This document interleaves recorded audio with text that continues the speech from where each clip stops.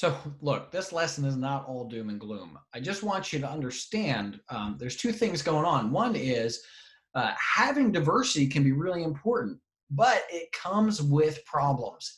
And as leaders, we need to be aware of those so that we can manage through them rather than just ignoring them and having to reap, and so that we're able to reap the benefits of the diversity that we want in our teams. So, first thought here is you should, as a leader, you should look for cross-functional teams. You want to build in functional diversity by design. Classic example here is if you want to develop a product, you don't just get a bunch of engineers together, right? You get a few engineers, you get some people from marketing, you get some people, some financial people together, you get some design people together, you get some support people, IT and budget and whatever else people together, and you develop a cross-functional team to make sure that you have all the expertise you need to get it together, right? We want that additional knowledge, the expertise, and the diversity of ideas that comes with that.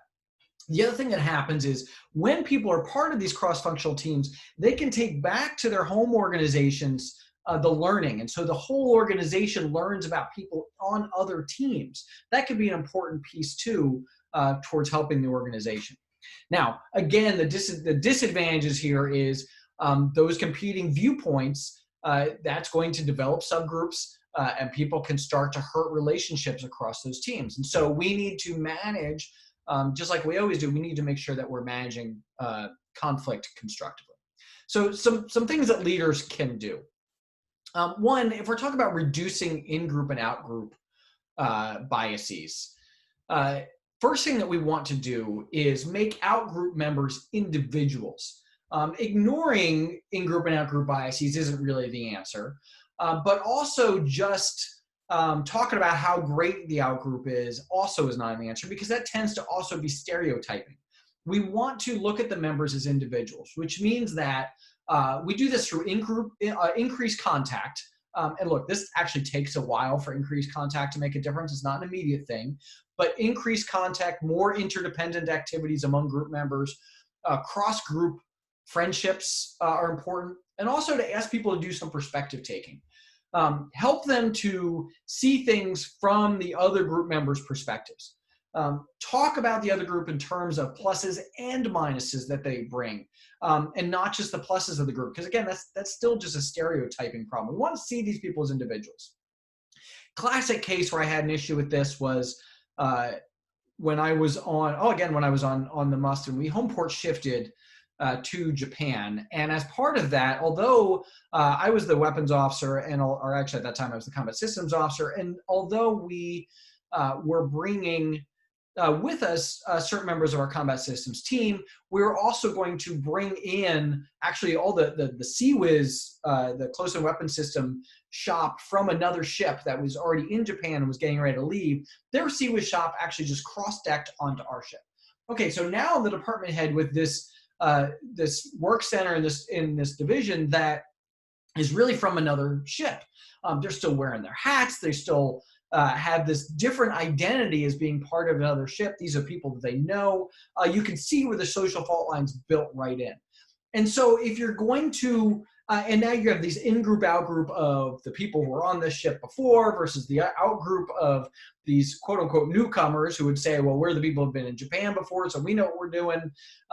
It was a whole thing. And so the key there, again, is not to talk about that group as a monolithic entity. It's to talk about them as individuals and to integrate them into our group, or vice versa, as individuals, and talk about pluses and minuses that each individual and even in the entire group is going to bring to the greater group. So that can be an important thing. And when we're doing mergers like that, that's where those in-group, out-group biases really come into play. And so this even comes in as new people join your unit, which is going to happen on a regular basis. You're going to have a constant turnover. This is going to happen, right? You're going to have in groups of, oh, we all went on the last deployment together, and now there's this new crowd of newbies in here who don't know how things operate. Bringing those people in, building the contact, helping to encourage the cross-group friendships, helping people with perspective taking are ways that we can help reduce these in-group and out-group biases. We also want to consider how we can reduce the strength of fault lines. We want to emphasize to our teammates the shared goals that we have, the shared outgroups that we have, the shared status that we have, in order to help build that fault line around the team rather than fault lines within the team. So those are all things worth talking about and thinking about. You've seen this many, many times. You think about the classic trope of the team of individuals where no one's really getting along, like a sports team or maybe a classroom, and the coach or the teacher comes in and is trying to figure out how to get them to be more cohesive and to come together as a group. And so the teacher or the coach becomes the jerk, right? They make them work really hard and they give them all this extra homework and they take on that persona. And then what's that do? Of course, that gives everyone a common enemy, where now we have this out-group member who we can all, it makes our group more salient as an in-group if we all have this common enemy together. That's where we're sharing an out-group. Or we can literally make our group, we can make, well, your real enemy here is the ship across the pier, or, our actual enemy, or, the Chinese or the Afghanis or whoever. Now, obviously, go back to your ethics class, that can be problematic as well. People, as these outgroups become stronger and as we start to see them as stereotypes and as we start to see them as not part of our group, that's going to be problems. And we're going to start to assign them to more extreme ideas. We're going to possibly be more willing to commit atrocities, etc. So that's something we need to be aware of. And this comes through the same effect of this in-group, out-group stuff you need to be aware of.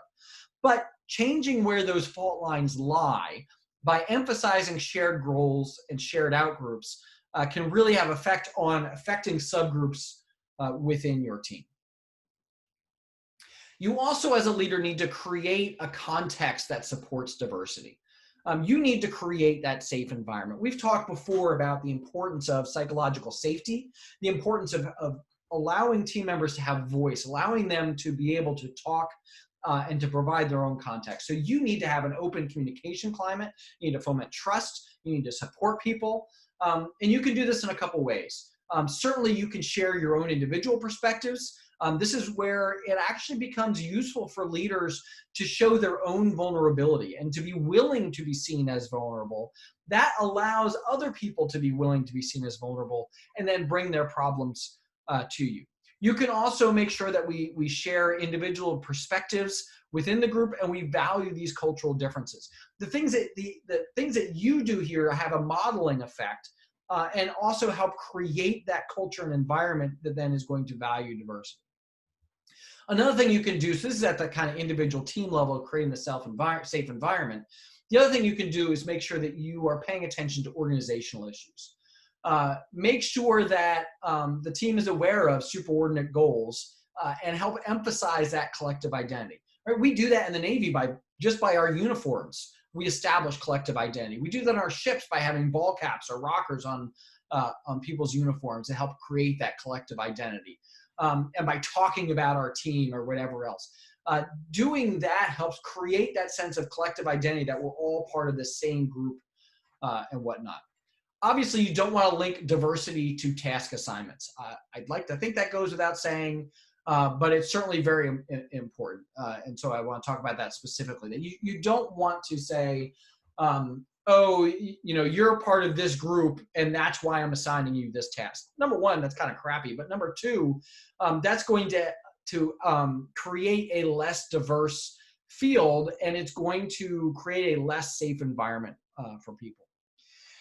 Make sure that your performance evaluations and your reward systems, and we're going to talk more about that in coming weeks, are developed around principles of diversity and valuing teamwork and valuing the shared goals. And also make sure that performance evaluations and reward systems are not constructed in such a way as to favor one group over another group. We talked about those in-group and out-group biases.